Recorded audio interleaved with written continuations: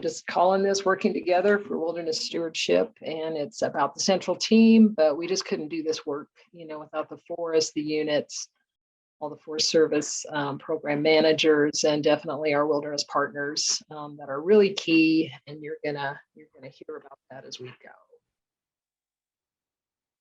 So here's just a little org chart. I'm the Wilderness Character Monitoring Program Manager, and we are part of the Wilderness, Wild, and Scenic River staff in the Washington office. And we are all remote, and we're kind of all across the country. And maybe as folks, we're gonna get here to some little introductions, and folks can let you know where they're at. I'm physically in Montana, in Region 1, and about 40 miles south of Missoula. And on my staff, on the central team, I have a central data analyst, a data services specialist, and I have 2 wilderness leaders from SWS, which is Society for Wilderness Stewards, and SAWS, which is Southern Appalachian Wilderness Stewards. And then I also have a box here, interim specialist. You're going to get to know that person who's very key to a lot that we do, but is not part of the core team. So with that, here's just a slide with our names, and what I'm going to do, and just keep this slide up, but I'm going to let each person introduce themselves. And so we're going to start off here with Jim Edmonds. Hey everybody, I'm Jim Edmonds. I'm the Central Data Analyst, which is a role that's mentioned a lot in the documentation. And I basically collect and compile a lot of national data sets for the WCM measures. And I am out on the Oregon coast, but I'm really from Pensacola, Florida and stuff. So nice to meet you all. Thanks, Jim. Let's go to Drew Lindsey, our data services specialist. Hey everybody, good afternoon. My name is Drew Lindsey. I'm the data service specialist for the Forest Service on the WCM Central team. I'm the newest member as well. I'm the point of contact for measure selection forms for WCM, but also review and am training on reviewing narratives and baselines and the other WCM documents. Been working on office hour schedules, reoccurring topics and visuals for WCM infrastructure, and just questions that come up a lot. And then also work on a project for recommended wilderness areas as well. As you know, we'll have more wilderness areas coming. So great to have you and nice to meet everyone. Thank you, Drew. And now we'll go to Kate Varona, our SAWS wilderness leader. Hey everyone, Kate Varona. I use she, her pronouns. I am a program manager with SAWS and also a team leader on the central team. I am calling in today from the ancestral and contemporary lands of the Eastern Band of the Cherokee, also known as Asheville, North Carolina, here in Region 8. And kind of the nearest wilderness to me, I like pointing out, is one of the Linville Gorge Wilderness. It's my background here. Some of the work I've been doing on the central team for the last couple years, I do a lot of support with some of the regions that I take point on. That could be, feel free to call me up or email me to answer questions. I do a lot of that. I'm also happy to help review documents, whether that be a narrative or the baseline assessment reports, talk through any of those. I provide, bigger edits as well as, grammar and read through your documents. We've also been developing resources over the years to help you implement the wilderness character monitoring on your forest and in your wildernesses, and also always willing to get feedback on how we can, what more resources we can develop as we move forward. Great. Thanks, Kate. And then we'll go to Mike Smith with Society for Wilderness Stewards. Hi, everyone. Yeah, I'm Mike Smith, one of the original members of the central team. I preceded even Julie back in June of 2018. I've been with the Society for Wilderness Stewardship since 2017. And yeah, I'm essentially just the counterpart to Kate and Drew as far as being one of the main contacts for a lot of document, Kate mentioned narrative, and a lot of baseline assessment report review, provide feedback. We answer a lot of questions. We're on the office hours trying to answer all the questions that come in, plus any emails or phone calls or whatever comes in. So yeah, we're here. I'm just part of the team here to facilitate wilderness character monitoring, make it a little, so when you have these strange gray area traveling questions, we're the people to ask. Yeah, and I'm here from Austin, Texas, which does not have very much national forest land, but yeah, it's still an interesting place. And yeah, I'll throw it back to Great. Julie. Thanks so much. So that's basically our central team, and you're going to hear some more from these folks. So, you know, it takes a village, it takes a community to do this work, that's very important. Our wilderness character monitoring protocol that started up in 2018 for the Forest Service. And, you know, just want to acknowledge it really does take all of us to do this work. And so grateful to have our partners.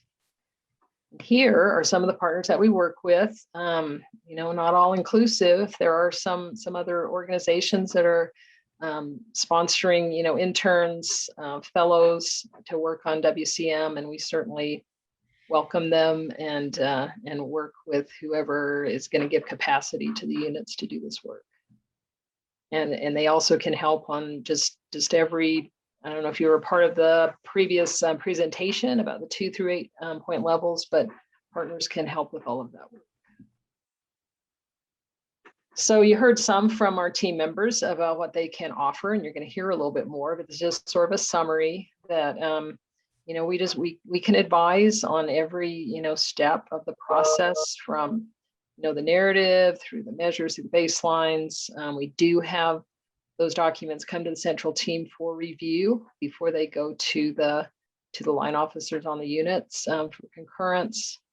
And you heard from Jim about, you know, we can advise on data needs. You're going to hear more about NRM and our WCMD, which are our databases. And of course, Jim has lots of resources that he can help the units with in securing data. And then we offer training.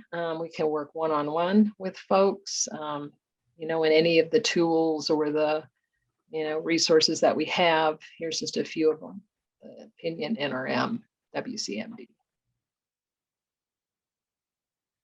So here's just some other things to be aware of. We do have a bi-monthly, twice a month office hours call.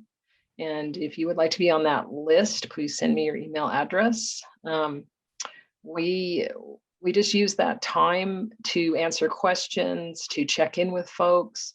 There's a lot of learning that can occur between units, because, you know, they can kind of hear where another person's at or how they dealt with something.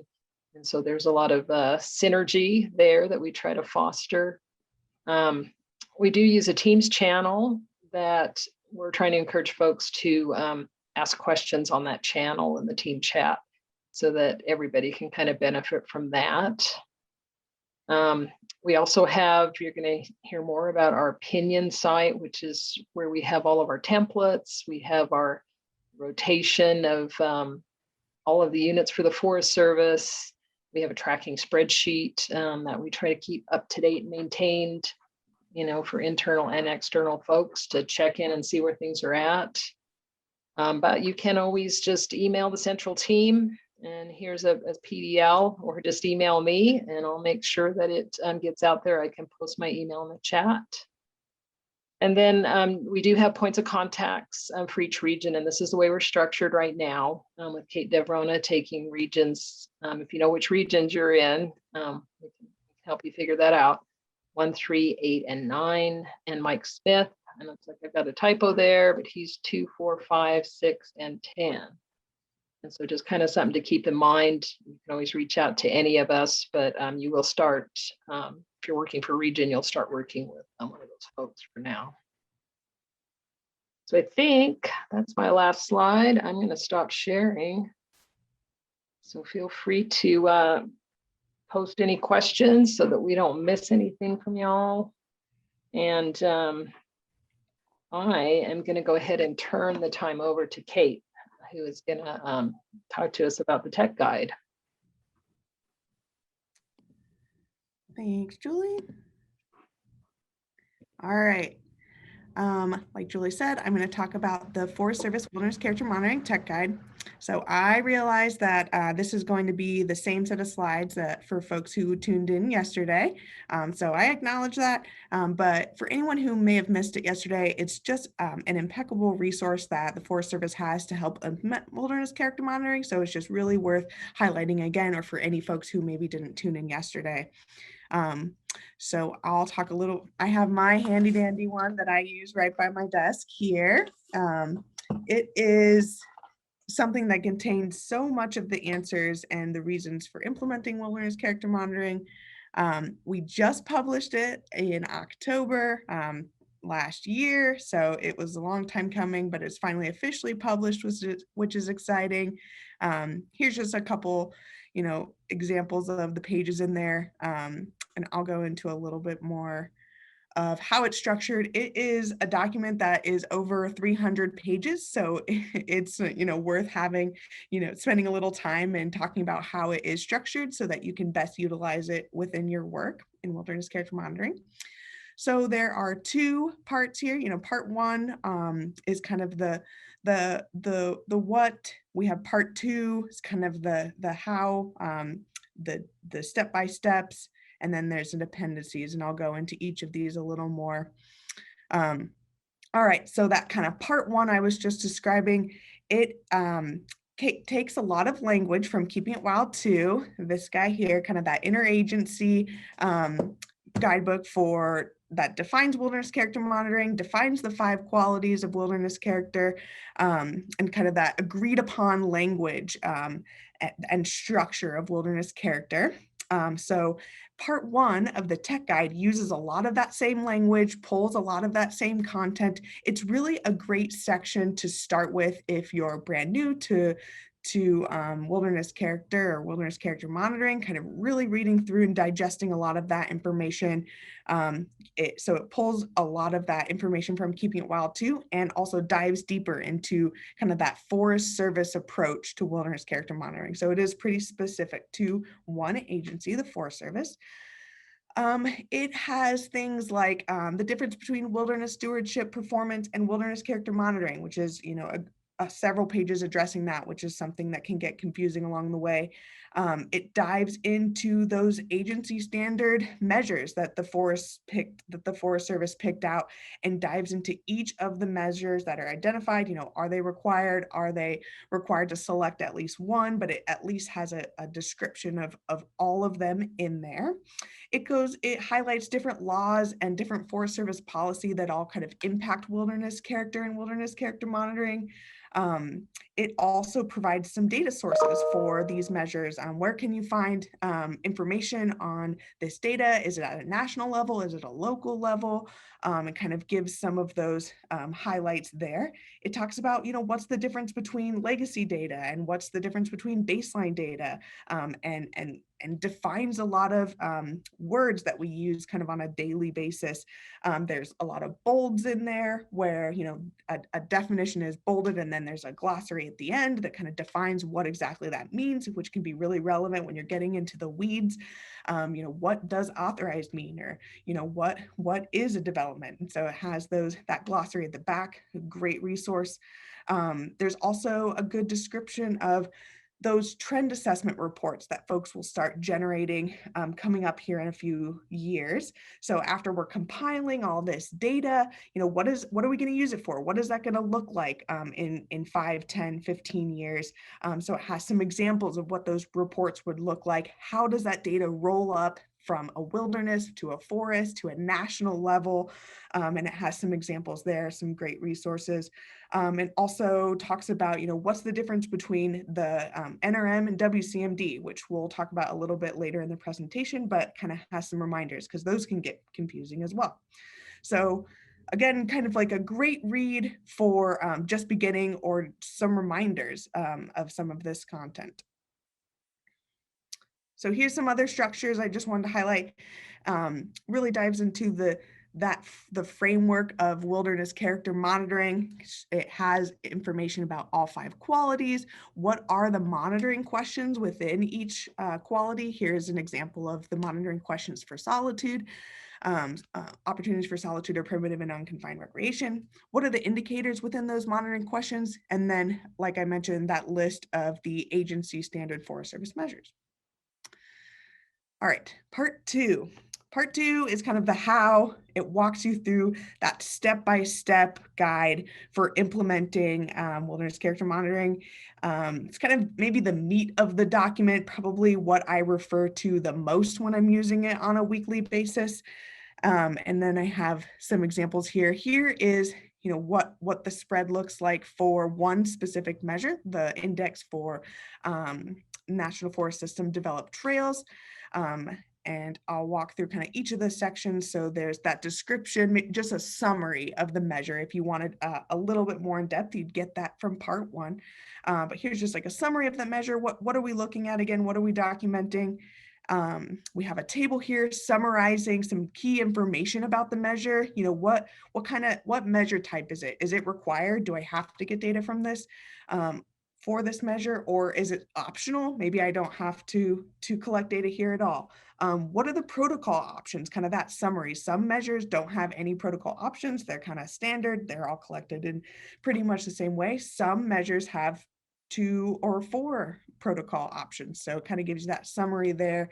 It also identifies, I'll use my mouse here, the local tasks. You know, what are the key steps, kind of reminders up there, as well as, you know, your national tasks and how often this data is going to be collected. So the protocol section is definitely the section I refer to the most. This is the how to step-by-step, like where to collect the data, who like where can I get it from? How am I calculating the data once I have it? How am I compiling it? And who should I be talking to? You know, and the central data analyst, is Jim going to be compiling this for me, or is this something I'm doing at the local level with the staff managing the wilderness? So all of that information is in there. Very key information, because Jim Edmonds, and he may talk about it a little bit, he does do some of the compiling and the data analyzing. So there's no need to walk through the steps if it's already identified in there that Jim is someone who can do that for you. And then here in step 2 and step 3, there's often information about how to calculate the data if you have to do it yourself, and also how to enter that data into Wcmd. Very important, something I reference a lot when I'm entering data for folks, which is something, you know, we are happy to help with. I make sure I'm checking in here. All right, how is this data supposed to be entered in Wcmd? Some of the measures vary a little bit, so it can get this really helps clarify, you know, how to enter that data. So the protocol section is the meat, probably the thing I use the most. Then there's also the cautions and caveats section for each measure. You know, just kind of noting some concerns about the measure, maybe some limitations in the measure and protocol and as it is described in the tech guide.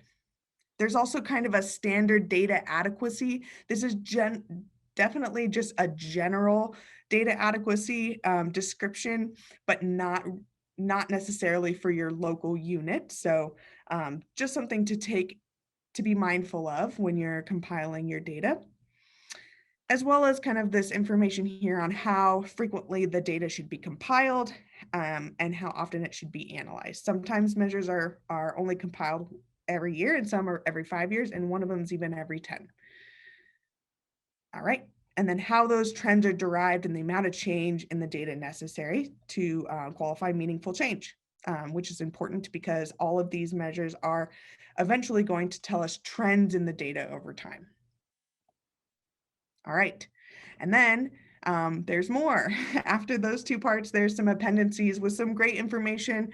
Particularly, they have Appendix II, I like to point out, describes measures that were not used. So this framework, as we've discussed, and this tech guide were developed over a long time with a lot of input and a lot of thought about what measures should go into monitoring wilderness character over time. And so some measures are listed in there as, you know, we thought about including them as agency standard measures, but ended up not for whatever reason. And there's usually a description.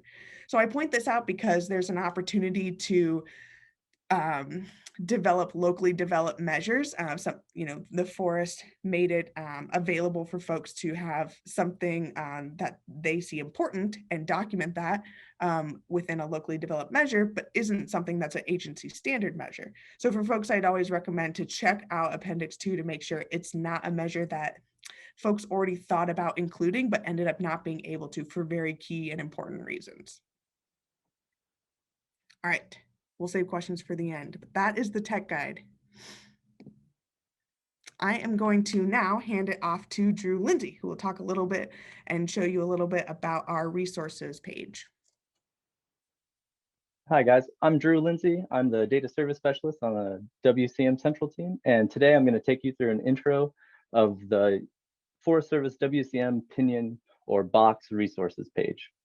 As we've already said, this is open to externals. So at any point, please reach out. We'll get you access to this box site and get you sorted out to the information you'd like to see, or reach out to any of us at any time and we'll help you out.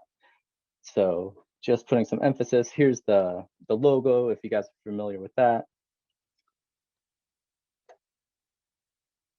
All right, here is a link to the WCM Pinion site as well. And I'm going to drop the link into the chat so you guys can, if you're familiar with it, you can explore on your own. If you'd like to follow along during the presentation, that's absolutely fine. And maybe this will simulate a question if you're looking at it as well. So one moment, or could somebody on the team, could you please put that in a link into the chat? That'd be super helpful while I'm giving this demonstration. Sure. And just really quickly, Drew, if it is an external pinion that's not SWS, SAWS, or New Mexico Wild, we do have to set up special profile. That'll take just a little more effort, but we can do that. Excellent, appreciate that input. Thanks, Julie.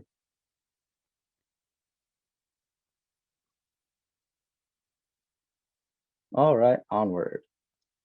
So here's the homepage of the WCM Pinion site. If you guys aren't familiar with Pinion or Box, it's a cloud storage, an organization for wilderness character monitoring. It's much like Microsoft SharePoint or a Google Drive. And I've been scrolling through the chat and I don't see a lot of familiar names. So that's awesome that you guys are here and going through this with us. So realistically, it's just broken down into very specific sections here. So starting with 1 through 10, and we'll get into the implementation resources for WCM. So this is a great place to start if you're new to WCM or if you're new to using the Pinion resources as well. This is going to explain the WCM process in a whole, starting with the 2 point, which is the legislative and administrative documents listed in A. That's also going to include the 4 point, which is the wilderness narrative. So in A, in that section, that's going to provide process guides, file path, name and structure, and what is a wilderness character narrative as well. So we'll move down to B, which is, oops, sorry about that, guys. We'll move on to section B, which is the measure selection form, which is the 6 point, and the baseline assessment report, which is the 8 point. Here you'll find documents to help select measures, a fact sheet for measure selections, how to report values in your baseline assessment, locally developed measures if you're interested in that, measures, and also the measures that are provided and analyzed by the central data analyst, Jim Edmonds. You'll see in section C that is for trend assessment. We don't have any wilderness areas that are currently at their 5-year trend assessment, so that is not utilized at the moment, but will be in the future. Supporting documents section, we have advice and resources for wilderness fellows. We have wilderness stewardship performance guidelines and also more supplementary documents. The briefing papers section, you'll find wilderness character monitoring implementation letter, a summary of wilderness character monitoring and wildernesses, a tabular data that includes wildernesses in their wildernesses by region, excuse me.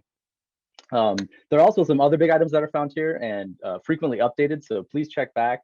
You'll see at the bottom, the office hours schedule is available. We have the WCM frequently asked questions, which is updated all the time.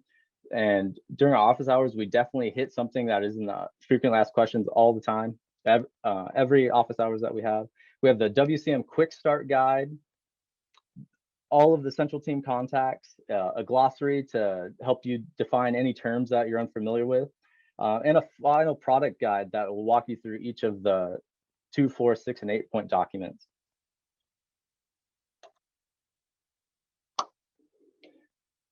Next, in the 02 general interagency WCM resources, WCM is an interagency effort, so this tab is utilized to compile interagency documents. So this includes the 2020 vision, the WCMD how-to, interagency wilderness policy, briefing papers from National Park Service, from Bureau of Land Management, and from the Forest Service.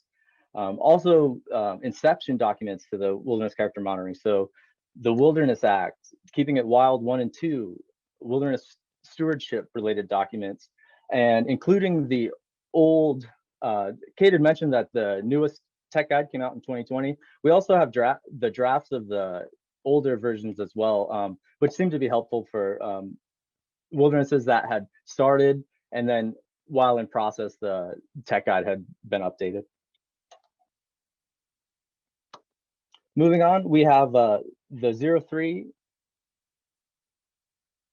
folder, which is templates. So here you're going to find templates collected for all of the 2-point, the 4-point, the 6-point, the 8-point, and 10-point documents.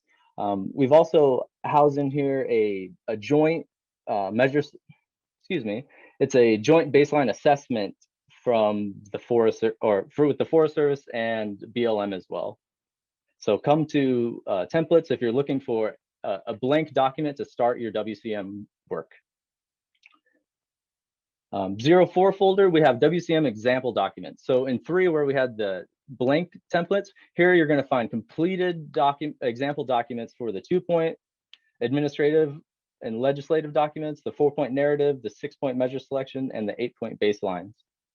So if you're stuck, or if you'd like to see some examples on how people have moved forward, look here for great examples.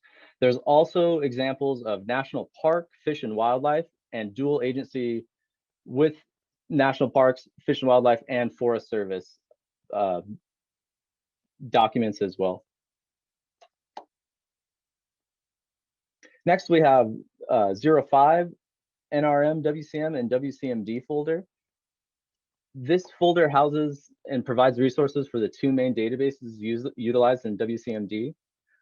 Data is updated annually and pulled from NRM for certain wilderness character monitoring measures. So for example, trambling actions, natural quality, we have AMUs for grazing, undeveloped quality, motor and mech special provisions. So those are all pulled from NRM into WCMD, excuse me, guys. Sorry about that. Here you'll find documents on how to fix NRM data and NRM quick start guide. Data is then entered into WCMD once the measures are selected and the baseline is complete. Annual WCM monitoring continues with a wilderness character trend assessment every 5 years. In the WCMD folder, you'll find a briefing and also a how to use WCMD and enter data document as well. The 6th folder, we have the Forest Service Wilderness Character Monitoring Tech Guide. This provides access to up-to-date as well as archive WCM tech guides. So you'll find the 2018 draft of the tech guide, and you'll also find the 2020 most up-to-date version of the tech guide as well. We've also included a white paper for the biggest changes between the 2018 draft and the 2020 draft of the tech guide. And I'll just, one too fast again. Sorry about that, guys.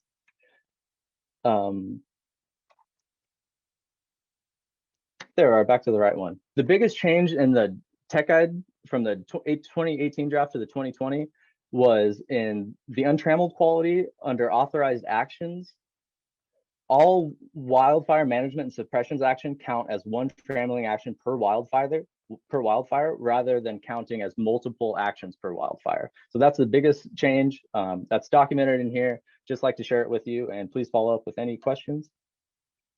Moving on, the 8th folder is regional folders. So here we have compiled folder broken down into region, then into national forest, and then into wilderness areas. And this is where we house all the unsigned, signed, in process, completed 2, 4, 6, and 8-point documents. And we also utilize the space for review. So a lot of times these documents can be very large, especially if they're grouped together. So we'll have people in the field drop the documents into here so we can review them as a team. And there's a lot of cross-pollination on the team. So it really helps when for fluidity, when we all can have access to the same documents and help for review.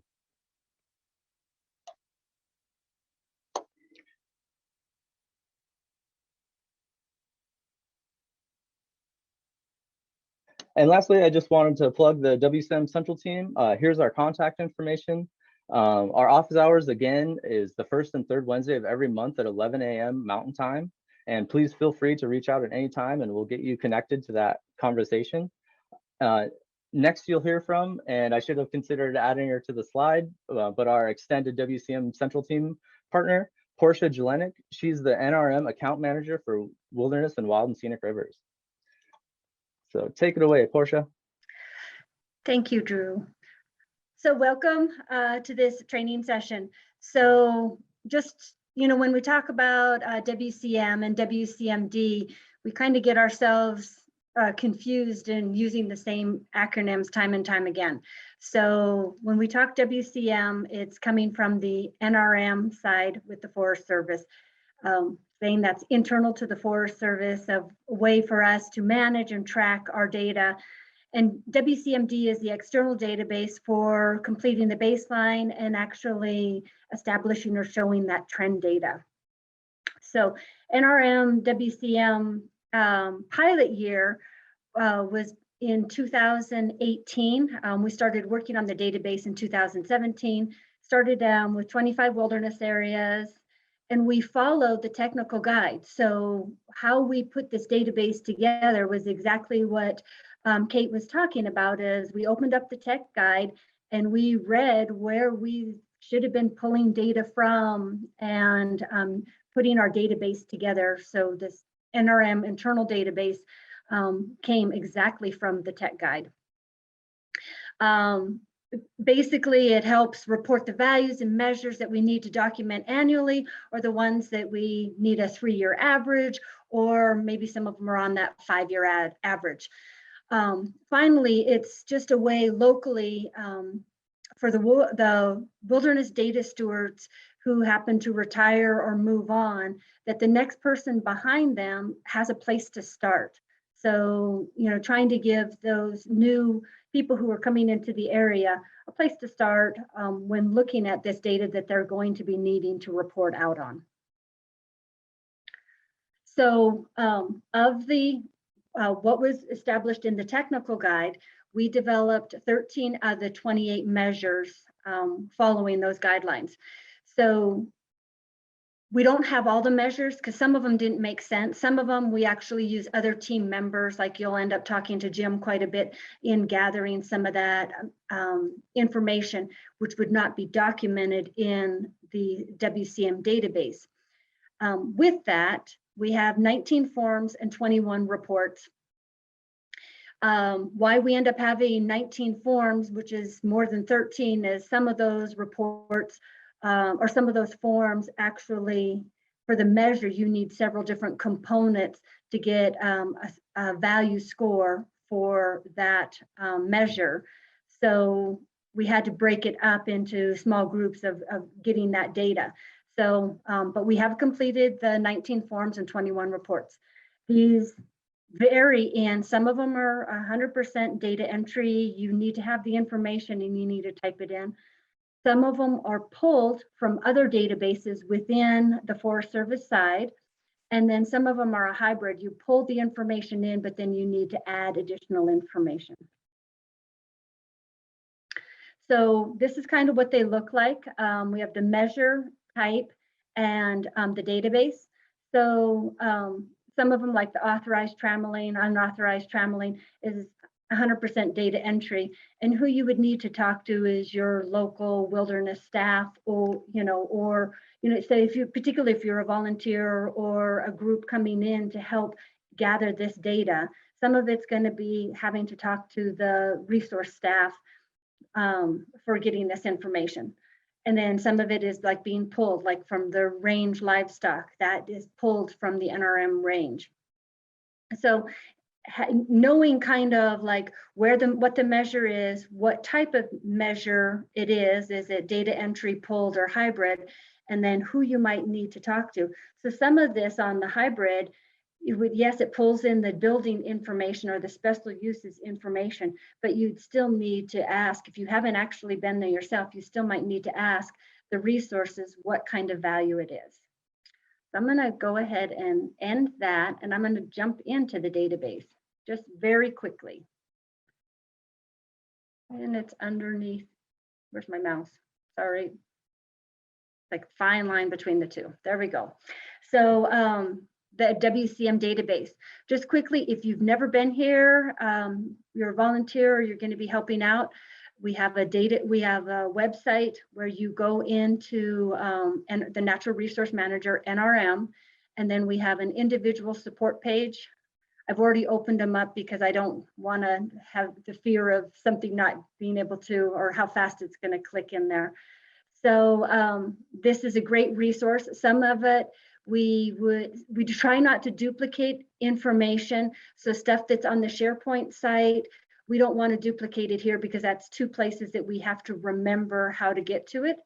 But sometimes you'll ask like, well, I need to fix some data. You might actually have to go into the Wilderness Legacy database, or you're going to launch WCM. So when you click that button, it brings you to the database. If you've never been in before, this is kind of what it looks like. The first thing you would need to do is, of course, request roles for whichever wilderness area you're going to be in. And I'm just going to do a quick search on one particular one, and I can do just a few letters and hit search. Oh, expired. I got in this morning, so it's just going to tell me I've got to kick back out.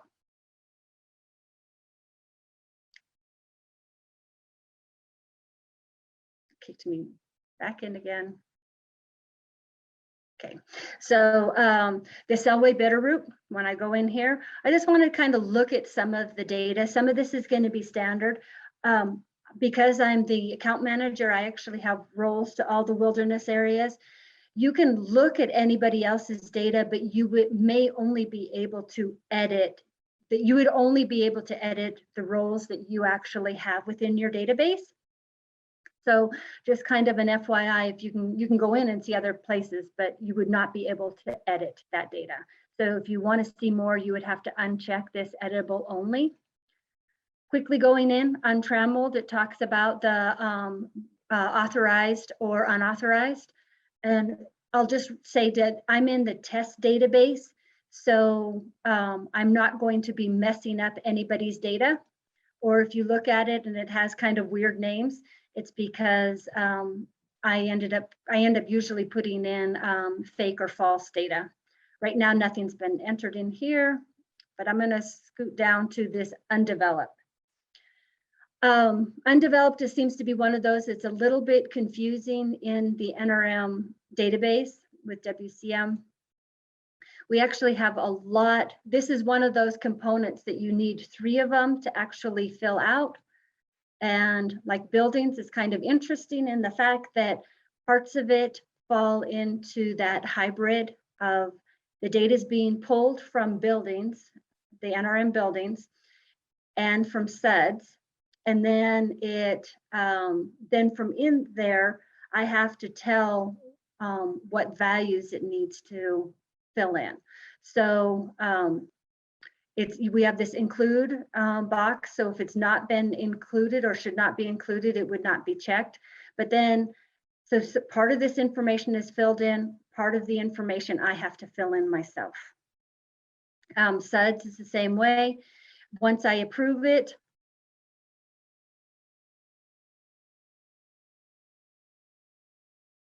it will give me the component score, and it also gives me messages, like because I had some of those values that were recreation features, I will need to actually go to recreation features and fill those out.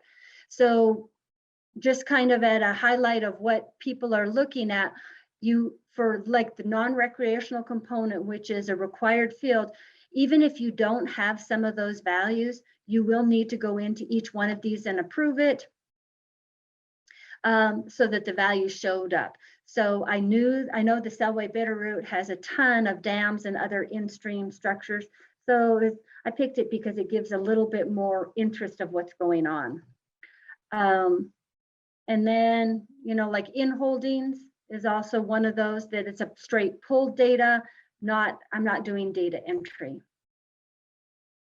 And I want to make sure I give Jim Edwards plenty of time. So this is just a quick look at the database. It's super simple. It's super easy to get around. It's super easy for us to give you access to it. And but it's, the main database, it's just a holding place that you can report data annually or starting getting your 5-year reporting that you can put into the WCM database. With that, I will hand it over to Jim Edwards, who's part of the WCM central team, and he's the data analyst. All right. Okay, so this is the part, it's kind of half of our presentation about the WCM databases. This one is about the one that was formerly known as the Interagency WCM database. Now it's called the WCMD for short, kind of. But it's different from the NRM WCM database in that it is not just for the Forest Service, it's for the BLM, parks, fish and wildlife as well. It's trying to bring all of our kind of final WCM data together. Once the baseline is all collected and together, we bring it in here, and it's a place where we put it so that we can use it to later generate those trends over years, combine the trends of several different wilderness areas in a region possibly, or by an agency, and basically roll all that stuff up into upward reporting. And while it's kind of a smaller thing than any of the NRM databases, which are really big and run on our corporate Oracle, they're pulling in data automatically from all sorts of different modules that support all sorts of different Forest Service lines of business, which is why a lot of that data is available in there, because a lot of other people outside of wilderness are entering road data, for example. So that's there and available for us to pull and leverage those enterprise, data efforts into WCM. Whereas the WCMD is kind of like, well, I've got my report done. Let me file all this somewhere so that someday in the future, in 5 years or whatever, someone will be able to run some reports. And these are the things that it does and it allows you to do. Basically, you can go in there, you can select measures for a wilderness, enter the data for these measures. It will automatically, sometimes the data that you enter is going to be a single categorical value for that measure for a year, like an index of, authorized actions or something. It's going to be a, 1 or a 2 or a 3, one's extreme and one's very little. So it's not a huge amount of data entry, but it will analyze a trend between those points. Anyway, we'll move on to that let me get off the first slide before I go into everything, right? Okay, so here's the address. It's a website. It's hosted for us by a university, and they're still kind of working on the maintenance for it. So there's a lot of stuff that's kind of happening and to be happening with WCMD as we get through this year. Drew already mentioned the document, as did other members of the team, so I won't go into that. The WCMD FS admin is me. So if you need access to this database or the test database or whatever, just send me an email. We need to know which wilderness areas you're going to use over there so we can give you access to them. We can't just give you access without assigning you at least one wilderness. So let me know what you need and I'll get you all hooked up. So let's get into it. This is kind of what it looks like when you visit one of the websites that was just mentioned and you log in. You'll see this screen, which is kind of divided up into 5 little tasks. If you can read these little buttons here. The first one is select measures, enter data, which is in fact just what it sounds like. You select which measures you're going to be using for WCM for the wilderness area. You've got export data. You've got reports, which I think is still being worked on. Change passwords actually does work. Logout actually does work. But right at the top, we have the select wilderness thing, which is kind of where we start. So you'll get a drop down. You can select a wilderness from whatever you're allowed to have access to. Select it. If you're the first one in there, it'll ask you for the baseline year because it's assuming you're doing this data entry for your baseline. And it pops you into this kind of three tabbed thing that goes through selecting the measures and entering data. And then what's the last one? Running that trend report. It's a little grayed out because we can't do it because it's, you got to select your measures before you can enter any data or get any trends, obviously. So this kind of form, it scrolls down everywhere, but basically it's got in the templates, like all of the Forest Service measures that are required are going to already be in there. If there's no protocol option, you're not going to have to select one. It tries to make it easy for you by adding the things that are going to be the same for every wilderness at the Forest Service or at whatever your agency is, depending on how far developed the WCMD is for your agency. I know that we're still working on it at other agencies. So assuming, you can read this over here, it says add new measure right here under this mouse. And assuming you click it, you'll get over here. And this is basically kind of a drop down and you're selecting one of these measures to add. It always kind of looks like this. I guess I should just read the slide rather than just read everything off here. I've seen this a lot. So you can add measures by indicator. Here's all of that. All of the measures should be preloaded, like I already said. I guess I'm getting ahead of myself. If there are decisions to be made, it will kind of force you into making them before you can move further. So it's harder to mess up. And you can also add a locally developed measure. That's what this button is. All of these, they're kind of rounded up buttons.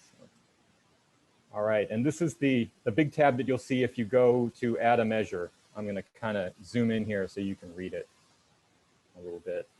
So I don't know if that helped any, but this is just a big form. I know it's all kind of tan. It's kind of hard to tell what you're being asked here, but basically these are drop downs for all of the things we were just talking about, how the measure is going to function. If it's locally developed, I think there's a little more to ask because I've been asked other things about how to do the trend, unless this page has changed.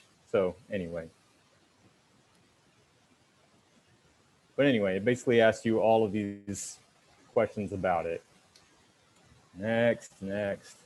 All right, we're still over on selecting measures and entering data. All right, you can make measures inactive, takes them out of the trend. I think one of these is.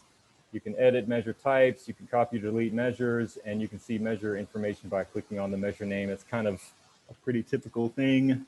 If you can see these buttons down here, it's a little small. Sorry, I'm going a little blind on my own screen. And it always kind of looks the same.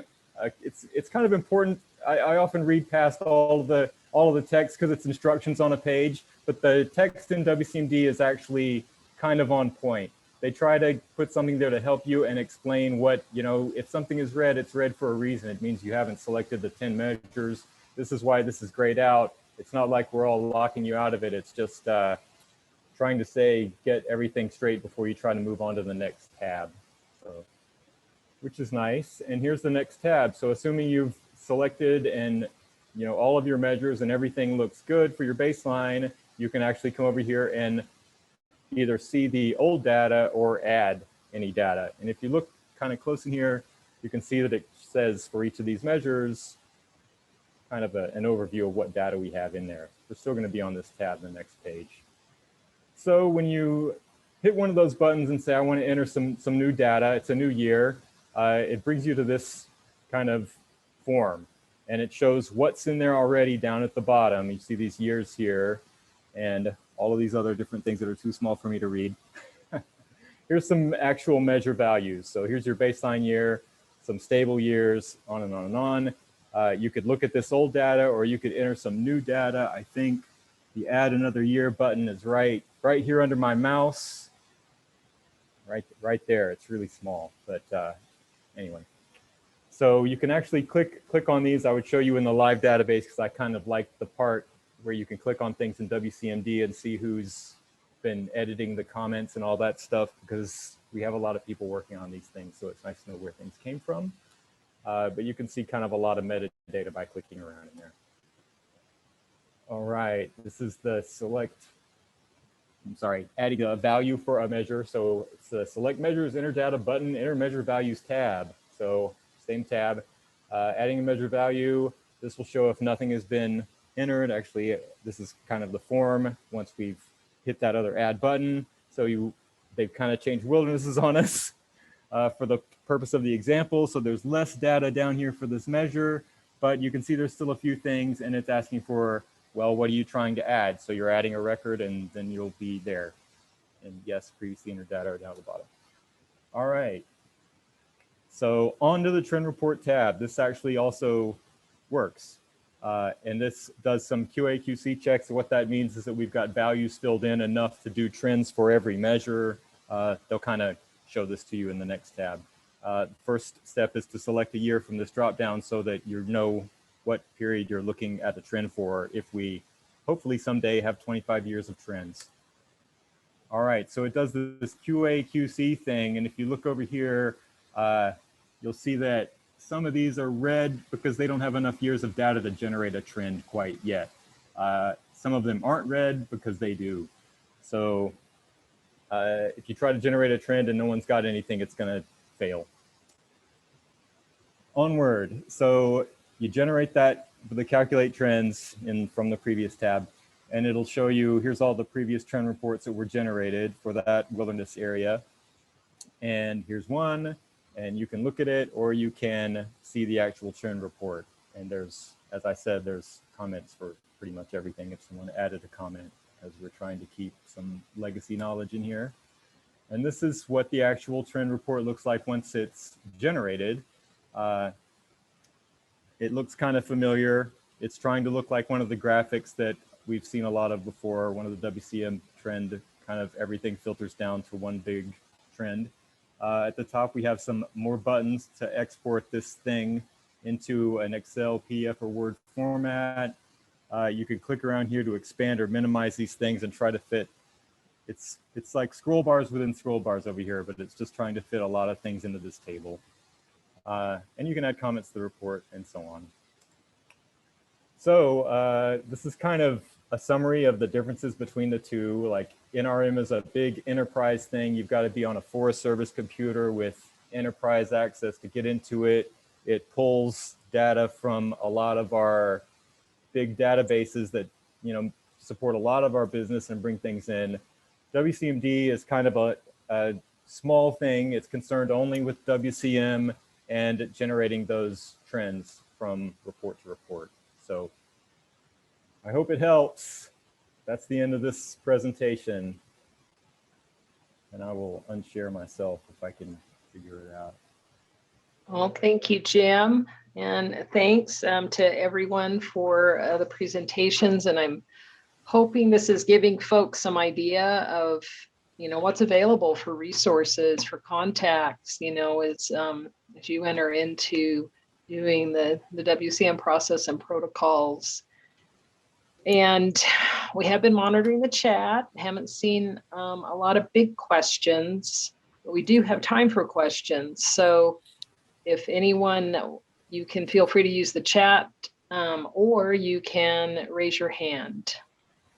And hopefully I can see folks and call on folks. While you're thinking about that, I would just say that the central team, we we are just open to helping units however we can and partners. So don't be shy about telling us what you got going on and what you really need, because we'll try to figure out a way to help you with whatever hurdles or gaps that you might experience.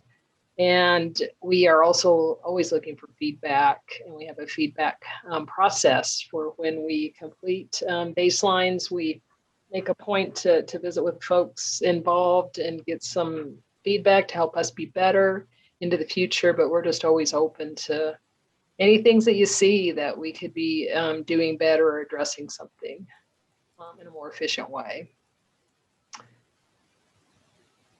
So I'm not seeing any hands, but I do see some chats. So let's see. So Kim says, once we get started on this in 22, is there a timeline in which it needs to be finished? Great question.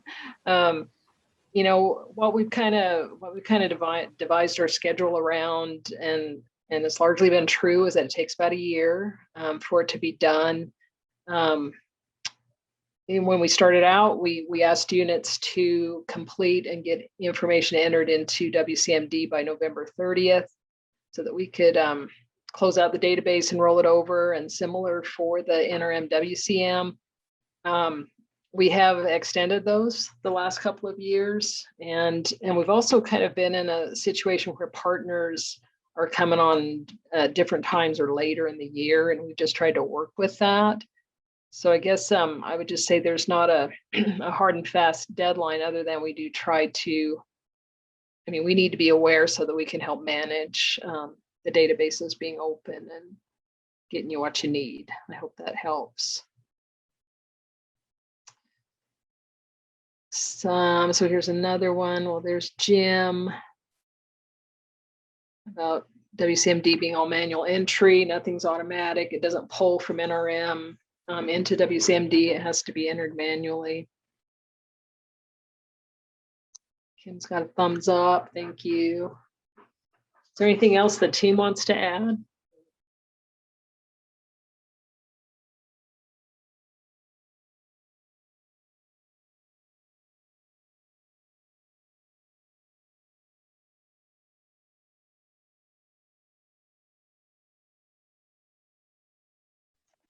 Is there any closing comments from anybody or questions?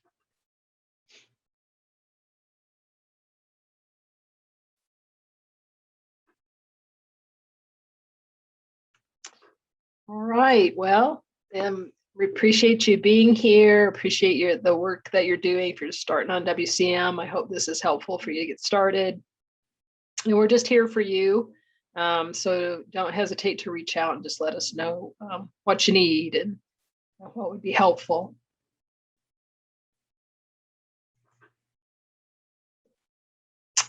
Okay, thanks everyone. Thank you.